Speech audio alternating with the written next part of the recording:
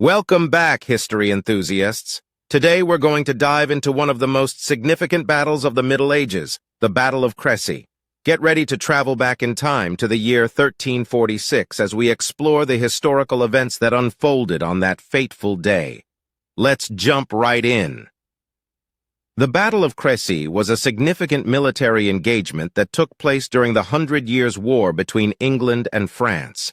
It occurred on August 26, 1346, near the village of Crécy-en-Ponthieu in northern France. The battle marked a turning point in medieval warfare and showcased the effectiveness of the English longbow against the French knights.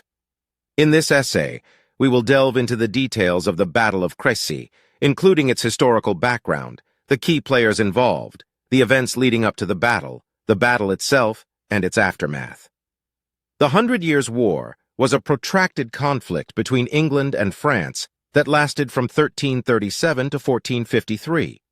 It began when King Edward III of England claimed the French crown, leading to a series of territorial disputes and power struggles. The war was characterized by intermittent fighting, diplomatic negotiations, and shifting alliances. The Battle of Crecy involved several key players on both the English and French sides. The English forces were led by King Edward III and his son Edward, the Prince of Wales, commonly known as the Black Prince. The French forces were commanded by King Philip VI of France and his son John, Duke of Normandy, who would later become King John II.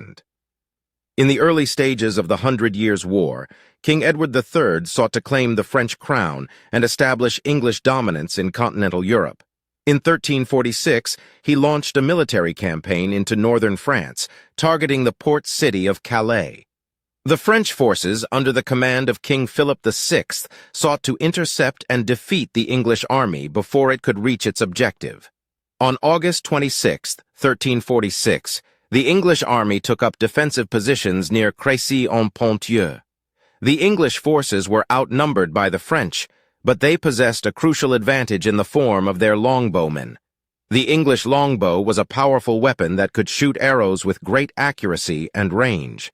The English army deployed these archers in a carefully prepared defensive formation. The battle began with a French cavalry charge against the English lines. However, the English longbowmen unleashed a devastating barrage of arrows that decimated the French knights. The arrows pierced through the armor of the French cavalry, causing significant casualties and disarray. The muddy terrain and the blinding rain further hindered the French advance. Despite the initial setback, the French continued their attacks. However, the repeated charges against the English lines proved futile. The English longbowmen, protected by their defensive positions, continued to rain down arrows upon the French forces, causing further chaos and casualties. The French knights struggled to maneuver in the difficult terrain, and many fell victim to the relentless English archers. Throughout the battle, the English knights and men-at-arms fought valiantly alongside the longbowmen. The young Edward, the Prince of Wales, distinguished himself in the fighting, earning the nickname Black Prince for his dark armor and his deeds on the battlefield. The English forces repelled every French assault with a combination of longbow fire and close combat. As the day wore on, the French morale plummeted, and their forces began to retreat.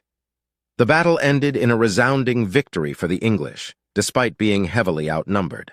The French suffered heavy losses, including a significant number of nobles and knights. King Philip VI narrowly escaped capture, while his son John was taken prisoner by the English.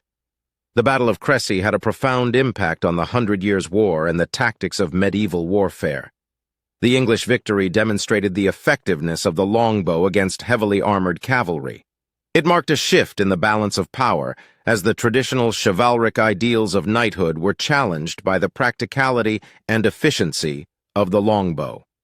Following the battle, the English army continued its march towards Calais, eventually laying siege to the city.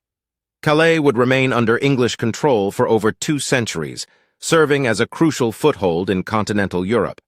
The battle also enhanced the reputation of Edward, the Prince of Wales, who would go on to become one of England's most celebrated military leaders. For the French, the defeat at Crécy was a severe blow to their prestige and military capabilities. It highlighted the need for reform and adaptation in the face of evolving warfare. Nevertheless, The war would continue for several more decades, with both sides experiencing victories and defeats along the way. Thank you for listening. Please like, share, and subscribe.